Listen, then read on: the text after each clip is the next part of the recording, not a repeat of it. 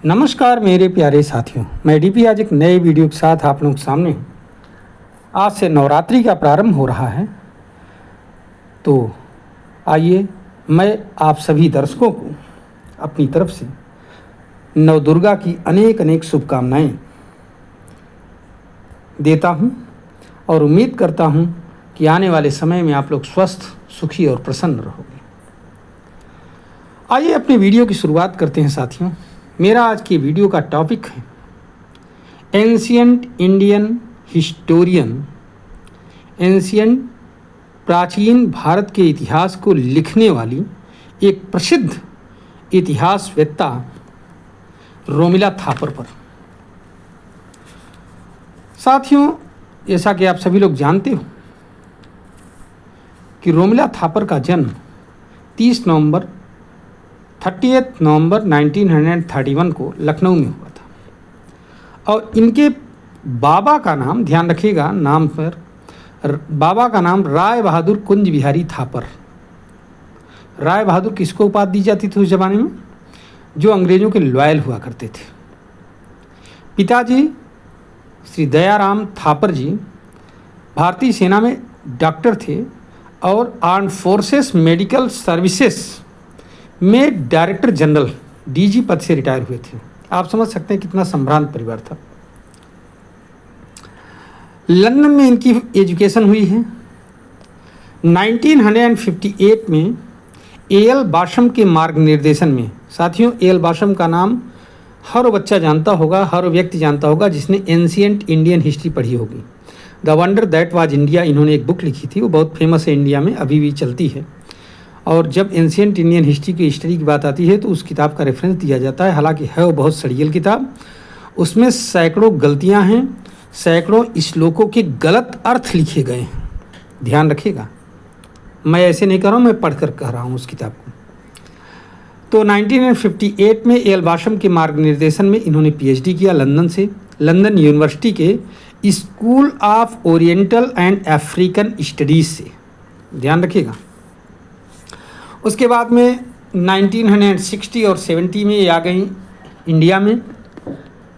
कई यूनिवर्सिटी में पढ़ाने के बाद में जवाहरलाल नेहरू यूनिवर्सिटी में भी प्रोफेसर रही हैं और उसके बाद में प्रोफेसर एमराइट्स थी। अभी हाल में ये पद छोड़ दिया इन्होंने। अब क्या दबाव था क्या नहीं, ये तो यहीं जाने। 1960 और 70 में रोमिला थापर ने एनसीईआरटी के बुक्स को लिखने का काम, महत्वपूर्ण दायित्व इनको सौंपा गया। तत्कालीन सरकार ने इनसे बेहतर इतिहासकार किसी को नहीं माना। उस समय इनकी उम्र केवल 29 ईयर थी, ध्यान रखिएगा। और इन्होंने आर.एस. शर्मा, सतीश चंद्रा, बिपिन चंद्रा, इन सब लोगों के साथ मिल करके, अर्जुन देव के साथ मिल करके, और कई इतिहासकार थे, उसमें आप देखें किताब पर लिखा रहता है, मिल करके इन्होंने एंशियंट इंडियन हिस्ट्री के एनसीईआरटी की किताबों को लिखा, जो 6, 7, 8, 9, 10, 11, 12 सब में चलती थी। अब हो सकता है बदल गई है, कुछ सुनने में आया है। साथियों, आज मैं इनका नाम क्यों ले रहा हूँ, अब आइए इस पर।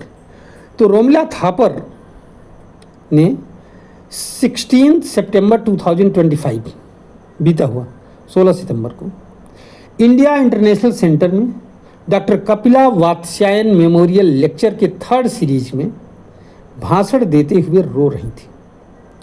बातों से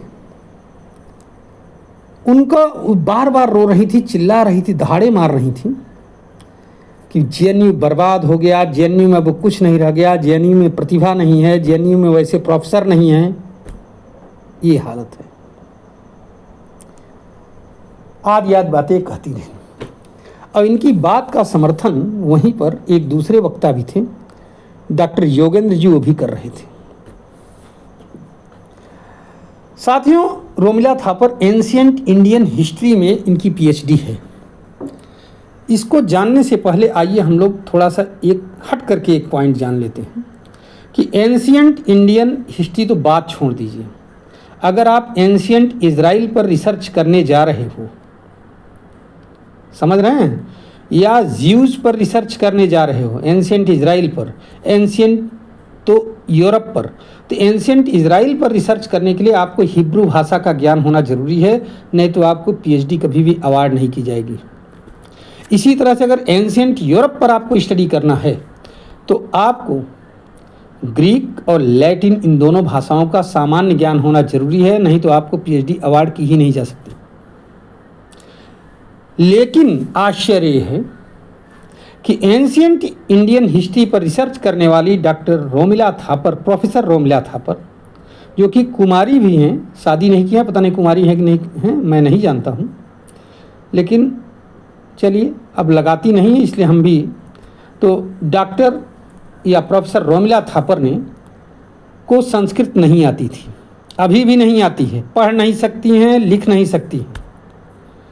और जबकि एंशियंट इंडियन हिस्ट्री के अध्ययन के लिए जो स्रोत बताए गए हैं उनमें एक तो पुरातात्विक स्रोत है जिनमें हड़प्पा, मोहनजोदड़ो जैसे स्थल आते हैं, वहाँ से जो मॉन्यूमेंट्स खुदाई के बाद निकले हैं वो, और दूसरा साहित्यिक स्रोत आते हैं जिसमें वेद, उपनिषद, रामायण, महाभारत, ब्राह्मण ग्रंथ, मनु स्मृति, नारद स्मृति, जितनी भी स्मृतियाँ हैं, उपनिषद, ये सब आते हैं, ध्यान रखिएगा। और ये सारे ग्रंथ संस्कृत में हैं। इवन बौद्ध दर्शन के भी जितने और जैन दर्शन के भी जितने ग्रंथ हैं उनमें भी संस्कृत ठूस ठूस करके भरी हुई है।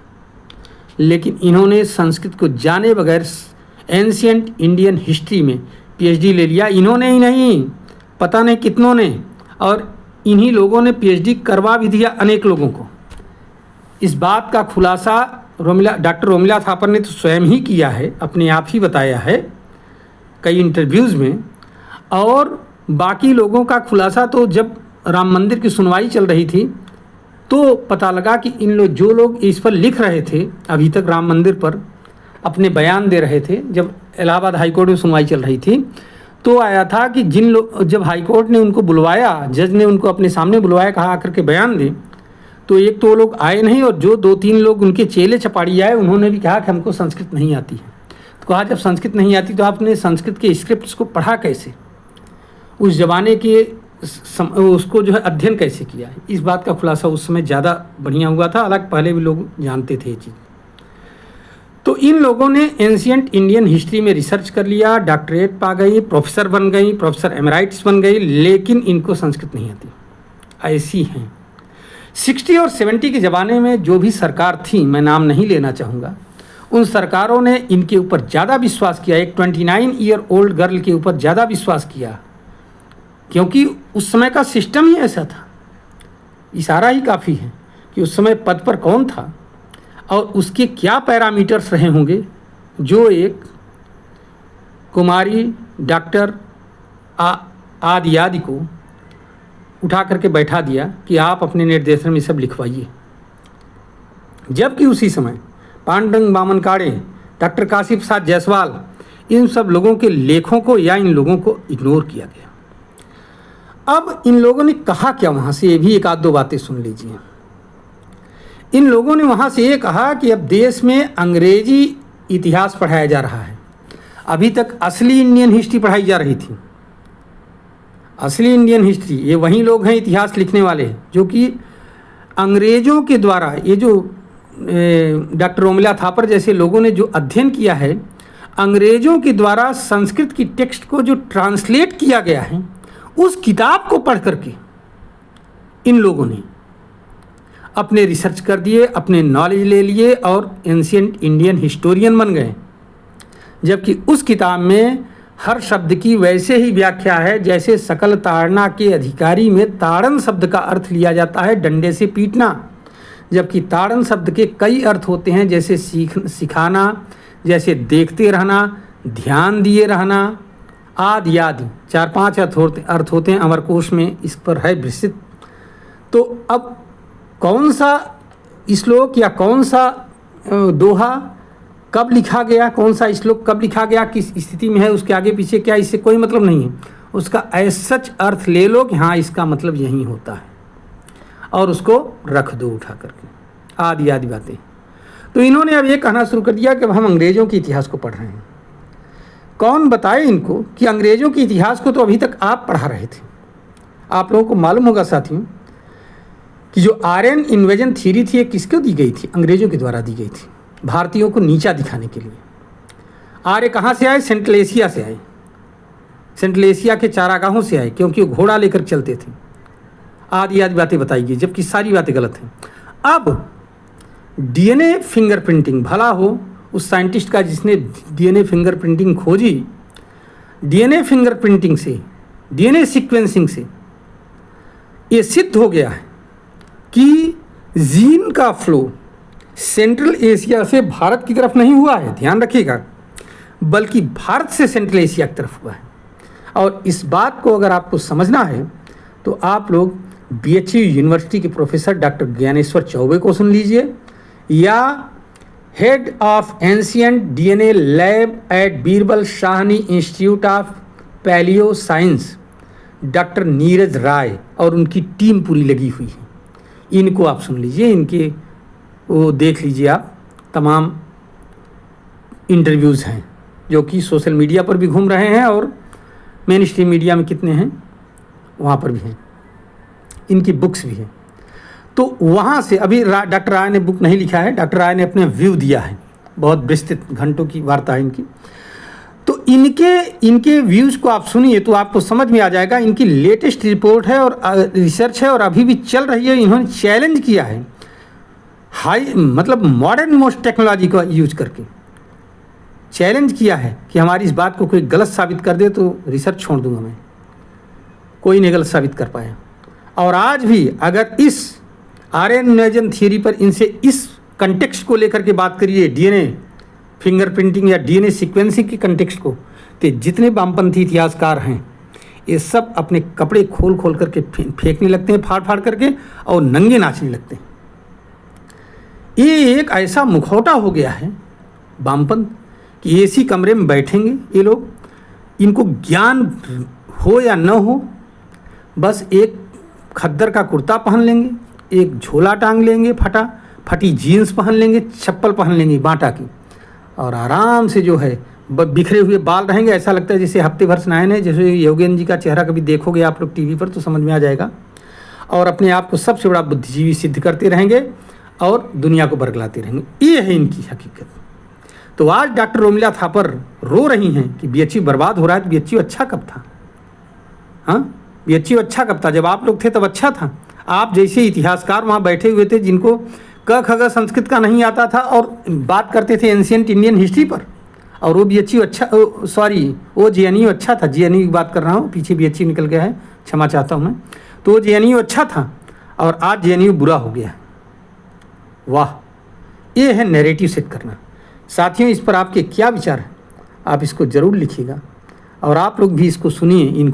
इनका भाषण जो है उस पर है, सोशल मीडिया पर है। तो आपके क्या विचार हैं आप इसको लिखिए, और अगर हमारा वीडियो अच्छा लगे तो आप इसको लाइक करिए, अपना कमेंट लिखिए, शेयर करिए वीडियो को, और हमारे चैनल को सब्सक्राइब करिए। धन्यवाद, नमस्कार, जय हिंद, जय भारत, वंदे मातरम। एक बार पुनः नवरात्रि की सभी को शुभकामनाएं, और इस उम्मीद के साथ कि माँ दुर्गा हम सभी का कल्याण करेंगी। धन्यवाद, नमस्कार, जय हिंद, जय भारत, वंदे मातरम।